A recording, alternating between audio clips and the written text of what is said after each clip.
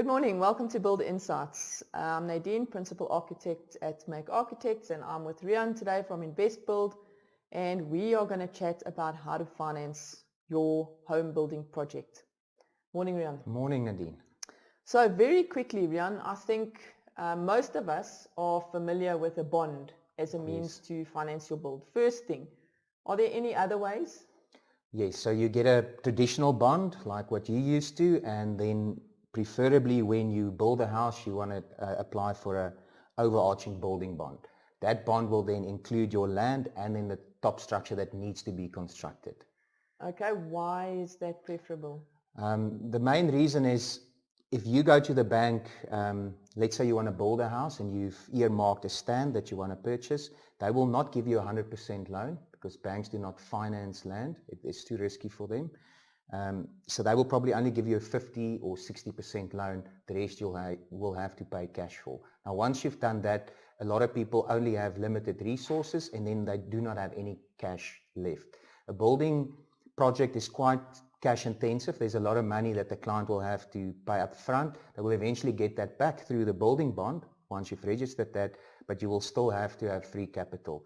When you apply for a building bond, the bank would potentially give you 90 to 100% loan, depending on your affordability, and then they will pay the land out of that, and then as the builder proceeds, they will pay the building draws out from there.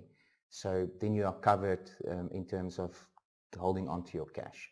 Okay, so you said that the building bond is for the land and for the building, but however most people when they want to build a piece of land don't actually have plans. So how do you deal with that with the bank? I mean, does the bank just go, okay, the piece of land is 1.5 million, you're going to build for 4.5 million, here's your 6 million? Now, that's a very good question, and it's definitely a big flaw in the system because what the bank expects of you is a plan, a full costing, and then your offer to purchase on the land.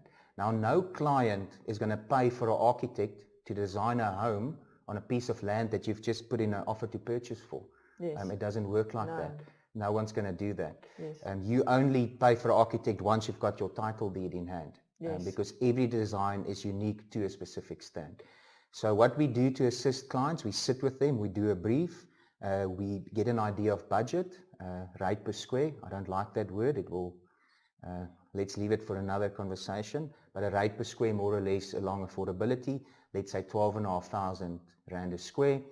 And from the brief, we gathered that they want a 400 square house. We then make that calculation.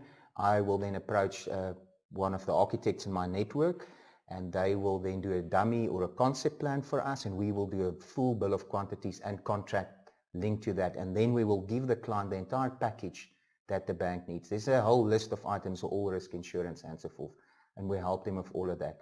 They can then go to the bank, apply for the loan. Once they have the loan, then we can do the actual real design and costing. Okay. So they've got the loan. When do they actually then need to start servicing that bond? Do you start servicing it as soon as you get it, when you're building, when the building's complete? How does that work? So every sort of contract is different. There's a couple of parameters that the client definitely needs to suss out and understand in terms of that process. So some building bonds would entail the client to start paying an installment as the draws go out. Okay. So in this instance, the first part will be the land. Okay. The next month you'll have to start to service that bond. That's the one scenario. Does he then service the full amount, or does the amount increase as the bond amount increases? Yes, so the first amount will just be the stand. As the contractor then progresses with the construction site, there will be draws released and that amount will then increase. Okay. So the one parameter is you need to service it from the word go as you draw. Alternatively, the bank will allow you to finish the project, so you have no installment, but there will be interest on the money that is spent from the bank side, but that interest will incur and they will either add it on top of your building loan or they will withdraw it from your final payout. Now, Okay. so that is very important to understand, because what would happen is, let's say we've applied for a 4 million rand loan, the project is pegged at 4 million, they're just going to pay out 3.5. You will have a 200,000 rand shortfall at the end. Okay, and that's because of the interest that Yeah. they've then added, and then they remove that. And they will deduct it at the So end. very Yeah. important for clients to understand Yes. how that bond actually needs to get serviced. What would your top tip be for a client applying for a building bond or entering into the process of building their house with regards to finance? Well, number one would be hold on to your cash. Apply for an overarching bond. You do not have to spend everything. If you've got free cash flow at the end, happy days, you put it in your bond. But hold on to your cash, because a build is an emotional journey and you will have cost overruns and areas where you want to spend more. Number one. Number two, partner with people that's got a good track record and that can assist you correctly up front. Because what would happen is, let's say you have someone that does not understand the entire process. You maybe apply for 2 million and you need 4 million. I mean, you've got an issue then. They're going to pay for the stand and then you won't have enough money to build. And Yes. that's why you see a lot of half-built houses in estates, because that's exactly what happens. Yes, I think, I think I come across that all the time, that, and it's normal. I mean, it's an industry you don't know. You don't expect people to have the knowledge. I come across it all the time, that clients don't really understand what it costs to build. Yes. I mean, I won't start the process now. We have a very rigorous briefing process where we really understand clients' needs and we advise them very rigorously in terms of what building costs are. And then together we decide, okay, this is the budget. Well, this is what we realistically can achieve. Because I can't be in a situation where clients start and then I've also seen those projects where it's an empty shell and it stands for months and months and months and everybody's losing and everybody's crying. So I think that's very valuable information. Thank you very much. My pleasure. I'm an architect and I wasn't familiar really with how a building bond works and the exact process. I think another thing that's interesting to me is it means that if I've got to service the building bond while I'm building, I then need to be aware of that, because I still need to pay my general living costs for where I'm living at the time. So what a lot of clients do is to assist with cash flow, they sell their primary home and then they rent for a year the period or whatever, the period of the build, just to ease up some cash flow. Yes.